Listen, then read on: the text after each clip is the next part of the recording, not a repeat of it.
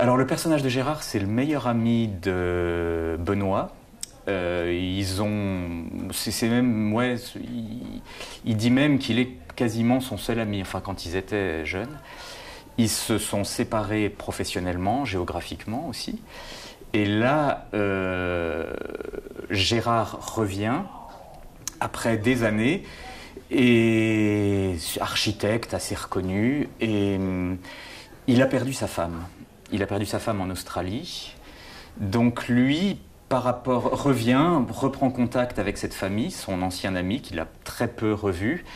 Et il est assez étonné d'entendre, notamment par Irina, la femme de Benoît, que le mari qu'il est devenu, l'homme qu'il est devenu, est assez différent de l'ami qu'il avait quand il était jeune. Voilà.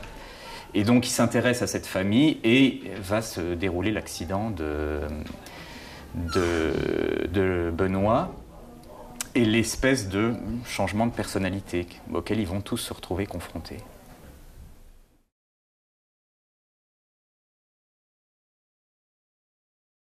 Je la trouve assez bien construite parce que, enfin, à mon avis, je parle du personnage de Gérard, j'ai un peu l'impression qu'il est un peu comme le spectateur. C'est-à-dire, il sert, à mon avis, je pense, il faudrait demander à l'auteur, mais moi je le vois un peu comme il est un peu à la place du spectateur.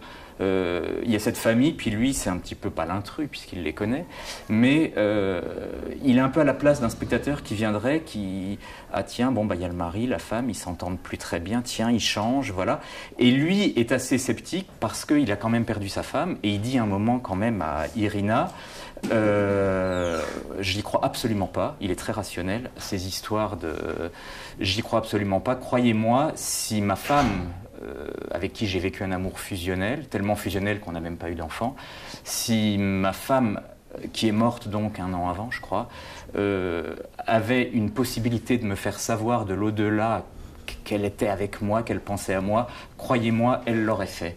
Donc, dès le début, même avant l'accident de Benoît, on le présente comme quelqu'un, mais d'absolument très sceptique par rapport à toutes ces choses-là, quoi.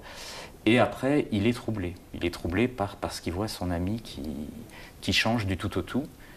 Il le prend à la blague. Et je pense que le spectateur, normalement, passe par ces différentes étapes également. Et à la fin, à mon avis, il est troublé, vraiment troublé. Et je pense que si la pièce est bien construite et bien montée, c'est un petit peu le parcours que devrait faire le spectateur en même temps.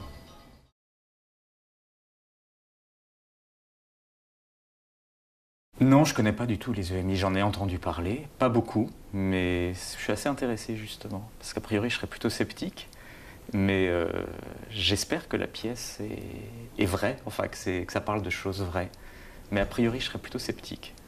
Ce qui est peut-être mon personnage qui a déjà déteint sur moi, mais j'aimerais bien y croire. J'espère que, mais a priori je me suis pas non plus beaucoup renseigné, mais je crois qu'il y a de plus en plus il y a trop d'histoires qui se sont passées pour que ce soit n'importe quoi, je pense.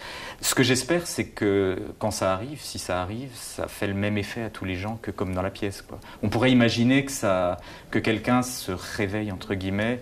Là, il y a un côté un peu rédemption dans la pièce. Il est un peu pas terrible avant, puis il est presque un saint après.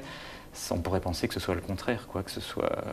que quelqu'un revienne et soit odieux. Bon. Mais là, tel que la pièce le présente, ça donne envie d'y croire en tout cas.